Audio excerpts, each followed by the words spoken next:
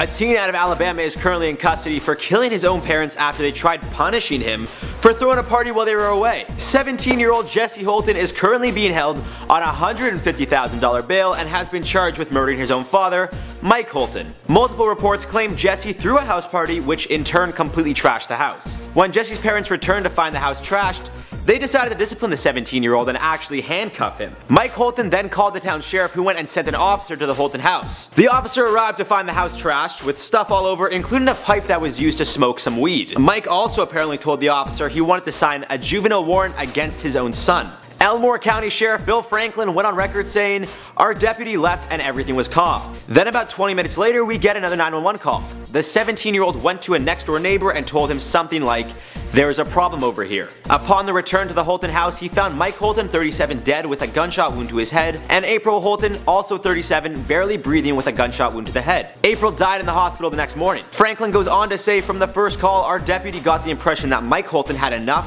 and was trying to discipline his son." The 17-year-old told us he was handcuffed in the back. Obviously, we feel he slipped out of the handcuffs or got the key somehow to remove the handcuffs before he did indeed shoot his father and mother. To add to how sick this story really is, Jesse actually tried blaming his own crime on his father. He denied that he was the one to kill either one of them and told police that his dad shot his mother before committing suicide and shooting himself in the head. Police were quick to realize Jesse was lying, as they found multiple holes in his story. Mike was the former mayor of Eclectic, Alabama from 2012 to 2014, but stepped down for family reasons. Jesse's mother, April Holton, was also found dead, and authorities are expecting to charge Jesse with her murder as well. With the angles of the wounds and the entry and exit points of the wounds, there is just no way Mike Holton could have shot himself, said Franklin. April suffered defensive wounds to her hands, where it appeared she threw her hands up as if she was shielding herself. The bullet went through one of her fingers and then into her head, so there was no way April could have shot herself either. The 17-year-old story just didn't add up. It has also been reported that Jesse does have anger management issues, and even told police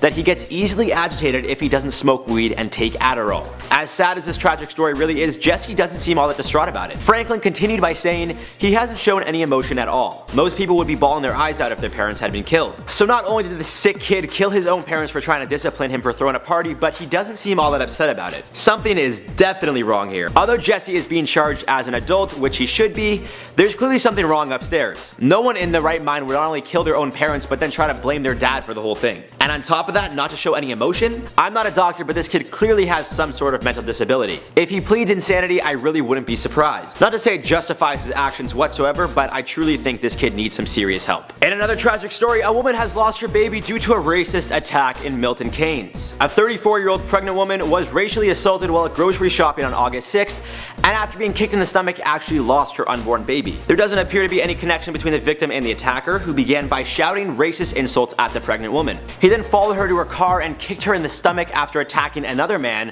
with a bag of ice and a bottle. The woman was then rushed to Milton Keynes General Hospital, but unfortunately the doctors were not able to save the unborn baby. Both victims who were attacked in the incident have since been released from hospital, and there is an investigation underway trying to find the attacker. Thames Valley police officer Richard Armitage had this to say: "This racially aggravated assault had absolutely devastating consequences for the victim, who lost her baby as a result of the attack. Our thoughts are with her and her family at this incredibly difficult and sad time. A thorough investigation is underway, and we would like to speak to the man pictured, as he may have information which could help with the investigation." Multiple reports have claimed an increase in racist attacks since the Brexit referendum in June. A National Police Chiefs Council report showed there was a decline in late August, however there has still been a yearly increase. Since the split, hate crimes peaked at just under 60% in July, which is still 14% higher than in 2015. Thankfully the two victims are going to be okay, but our thoughts are with the mother who lost her unborn child due to this disgusting act. And here's to hoping this sick scumbag is apprehended sooner than later. That's all folks, hope you enjoyed the video. My name is Jared, and I'll see you in the next one.